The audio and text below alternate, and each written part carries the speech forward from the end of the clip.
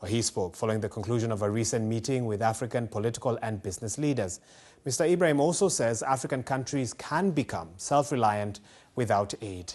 The BBC's Akisa Wandera has more. The price of human being depends on his or her color, unfortunately. European child killed, American child killed, that's a big headline.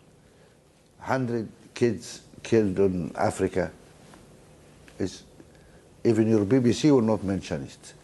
So I should say that the BBC has, in fact, been at the forefront in coverage of stories in the conflict since the war began. And just recently, we did a story on the suffering of children in Sudan. UNICEF particularly says that Sudan has the world's largest child displacement crisis currently. As someone who's deeply invested in Sudan, how do you process this suffering? It's terrible. It's terrible. To be honest, I cannot even process it because that was once a beautiful country with nice people, suddenly turned into hell.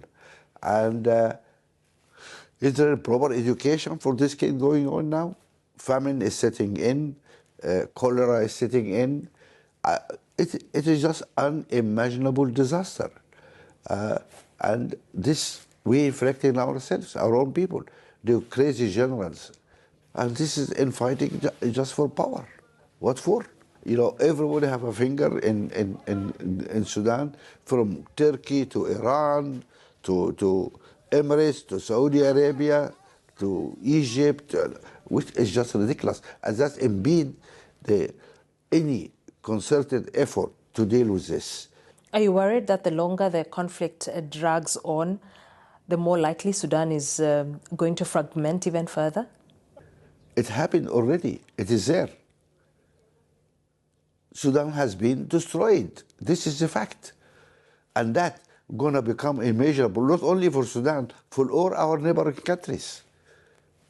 Once you end up with all these ungovernable spaces, all this amount of arms around, all these militias, then who's safe? You know, your Kenya is not going to be safe, Uganda is not being safe, nobody's going to be safe.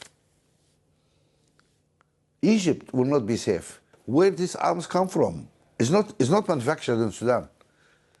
We don't have military equipment or industrial base in Sudan. We don't have. Where all these weapons come from? Where all these drones and rockets and where is coming from? Of course, coming from outside Sudan. Your Security Council unable to make resolutions to take it because the Russian vetoed the resolution last October. We have a Security Council which cannot function because of this stupid system of veto. You have 5 guys sitting in the Security Council, everyone carrying a red card, and everyone has a client state, and it's losing credibility, it's losing, and doesn't help anymore. So, and that's one of the signs of the collapse of the world order. Last year, you warned about the rise of military rule and democracy, in essence, backsliding, especially in the Sahel region. Do you see this authoritarian trend deepening? Any military coup has some reasons behind it, or most of them.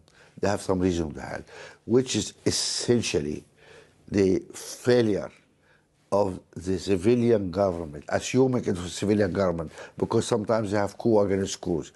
But it's this backsliding for democracy because of the failure.